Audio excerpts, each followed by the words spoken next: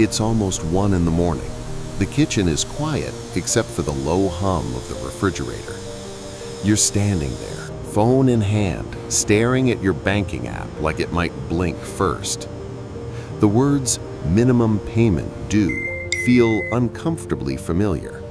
Not because the number is shocking, but because this moment keeps repeating. You work hard, you show up, you don't gamble, you don't waste money, and still here you are, wondering where you went wrong. Then that very American thought creeps in. Maybe I'm just not good enough. Maybe I didn't hustle hard enough. But what if I told you this tight feeling in your chest didn't start with you, didn't start with your credit card, and didn't even start in your lifetime? What if it started more than 100 years ago? Now, take a step back for a moment. Imagine you are no longer yourself, but an outsider looking down on America more than a century ago. It is 1860. There are no skyscrapers, no dollar ruling the world, just a young, divided nation, poorer than Europe, sliding into the bloodiest civil war of its own history. If you were alive back then, you would not bet on the United States. No one did. In fact, most people assumed it would collapse. America in 1860 looked nothing like the country you recognize today. It was fragile, mostly agrarian, surviving off land rather than machines. The North and the South saw each other as enemies, not countrymen. The currency was chaotic, almost every state playing by its own rules. The federal government was so weak it could barely hold the nation together. Families were torn apart. Brothers stood on opposite sides of the battlefield. Towns that were peaceful one day could be ashes the next. No one called this a future. To the rest of the world, America looked like a failed experiment waiting to collapse. And then history snaps forward, hard. It's 1945. If you were an American back then, you woke up in a world that barely felt real. Europe lay in ruins, the old empires were exhausted, and the United States stood untouched. Factories were lit through the night, money flowed in, ships returned home fully loaded. A country once dismissed now held the center of attention. Power arrived so fast that even the people living inside it barely had time to understand what had just happened. But that power didn't come from genius or moral superiority. It came from the map. 2 vast oceans wrapped around the United States like natural walls. While Europe spent centuries living in fear of invasion, Americans grew up with a sense of near total safety. No bombs falling in backyards, no foreign armies marching through towns. People had time to build, to invest, to accumulate, to imagine a future. Geography gave America a rare privilege. It played the game of history on easy mode, while the rest of the world fought just to survive. But the oceans only kept America safe. What truly made it rich was the Mississippi River, a massive network of waterways cutting through the continent like arteries, linking farms, towns, and factories to the world. A farmer in Iowa didn't need expensive railroads or trucks. He just loaded his goods onto a barge and let the water do the work. Shipping by river was so cheap it felt like cheating. While farmers in Russia or Brazil dragged crops over mountains and rough terrain, America turned geography into profit.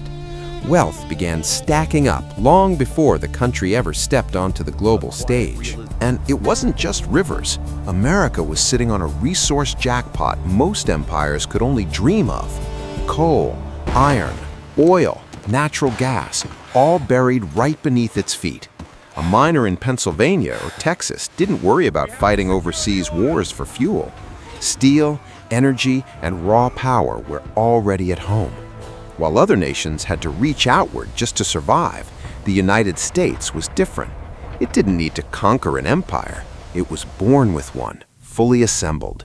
Everything required to become a superpower came pre-packed inside its borders. But the map was never empty. This advantage was built through violence. Native people were pushed out. Land was taken, borders were redrawn with guns and laws. For many families, history was not a story of victory, but of loss. America's wealth came with a price, and some people paid it long before the world ever noticed. Then World War I breaks out, and everything flips. Before 1914, the United States was a debtor, borrowing money from Europe to grow.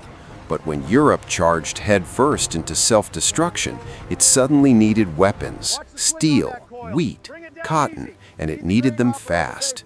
American factories lit up around the clock. Workers pulled double shifts. Cargo ships lined up across the Atlantic. Money poured in at a speed no one expected.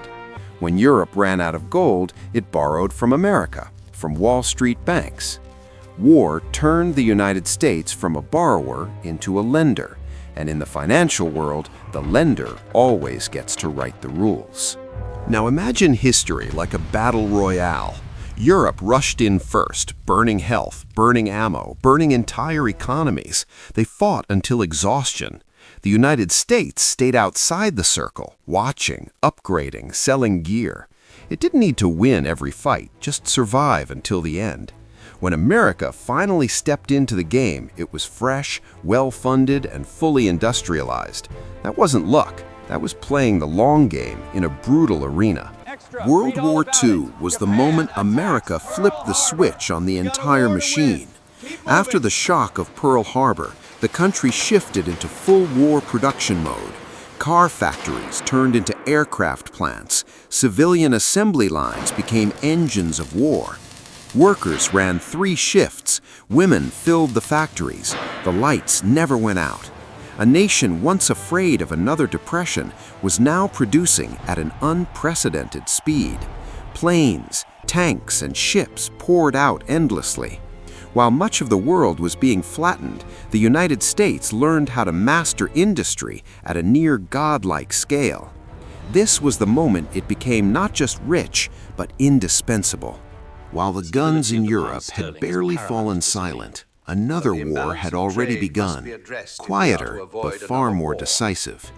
In 1944, inside a small hotel in Bretton Woods, the major powers gathered to rewrite the rules of global money.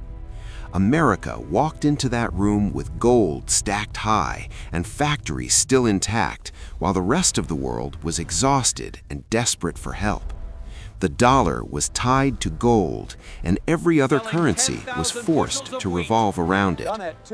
For ordinary people, this did not feel like power. It felt like convenience. To buy oil, wheat, or rebuild factories, everything required dollars. From that moment on, the United States was not just selling goods, it was selling the currency the entire world was forced to use in order to keep going. And if you go back to that kitchen late at night, staring at your bank balance, the connection becomes clear. The decisions made at Bretton Woods are not distant history. They live in your credit card interest, in gas prices, in the rent due every month. You do not feel ruled. You just feel like you are always running. That is how this system works. Quietly, comfortably, and relentlessly over time. So this story doesn't end here. It just moves into its next chapter. Every empire before believed its system was permanent, from Rome to Britain. America once believed that too. But the world is shifting. Debt is stacking on top of debt, the dollar is being questioned, and countries are quietly searching for exits. For ordinary people, this isn't abstract geopolitics, it's deeply personal. What happens to your money when the system starts to shake? Do you keep running inside the wheel, or do you learn to see the pattern behind it? If you want to understand financial history, not to memorize it, but to protect yourself, stay with this channel. And tell me in the comments, how long do you think the dollar can really hold its position?